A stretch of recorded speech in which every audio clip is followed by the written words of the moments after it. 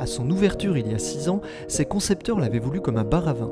Un bar à vin qui s'est petit à petit mué en un véritable restaurant avec une place toute particulière pour le vin. À sa tête, un couple de trentenaires arrivés dans la capitale des Pyrénées-Orientales après avoir travaillé dans différentes autres capitales à travers la planète. Notre parcours, il est un petit peu atypique en fait parce que, si tu veux, moi j'ai travaillé à l'Élysée à l'époque de Chirac et ensuite pendant 2 ans, voilà, où j'étais commis sommelier. Et ensuite, je suis parti dans les ambassades, à l'ambassade de France à Londres, à Washington, où j'ai rencontré Aurélia, qui est la chef ici. Et ensuite, nous sommes repassés par Londres quelques années parce que c'est une ville que nous aimions beaucoup. Toujours dans le monde de la gastronomie. Au sein de l'ambassade, on gérait les réceptions de l'ambassadeur. Et puis ensuite, étant catalan, moi j'ai voulu revenir ici, vivre.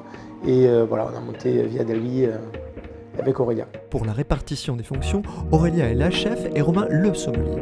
Un couple empreint de profondes convictions qui se retrouve dans la cuisine comme dans les vins. Si on est arrivé à ouvrir Via Delvi, c'est parce qu'on voulait justement allier nos convictions écologiques, humanistes et notre travail.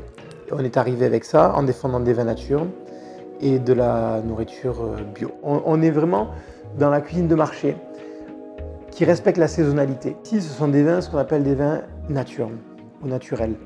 C'est-à-dire que ce sont des vins avec très peu d'intrants. Le seul intrant que l'on accepte, c'est un peu de soufre, du jus de raisin fermenté, point barre. Parmi les vins que l'on retrouve à Via Delvi, beaucoup d'entre eux ne sont pas classés en appellation d'origine contrôlée. Je suis un fervent défenseur, si tu veux, de ces appellations.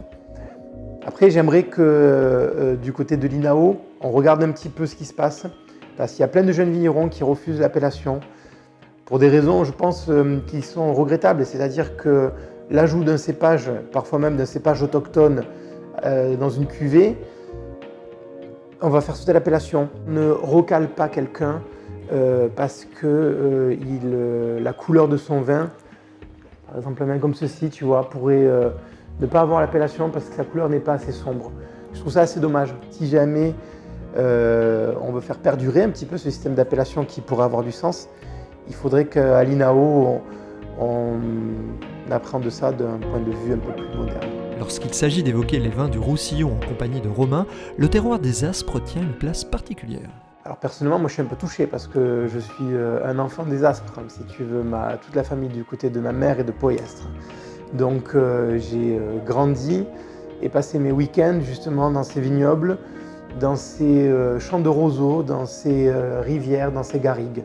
Et donc voilà, les Aspres c'est quelque chose qui me tient à cœur. Et puis tu vois, aujourd'hui j'ai un des vignerons que j'apprécie le plus qui s'appelle Alain Castex, qui est un petit peu pour moi comme un papa dans le monde du vin, qui se trouve dans les Aspres, qui se trouve à Trouillas.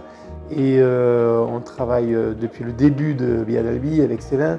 Et du coup, voilà, moi je suis très fier de présenter des vins des Aspres parce que ça a un écho particulier pour moi. Un écho qui se retrouvera parmi les 450 autres références qui composent la carte des vins de Via Delvi, référence garantie 100% jus de raisin ferme.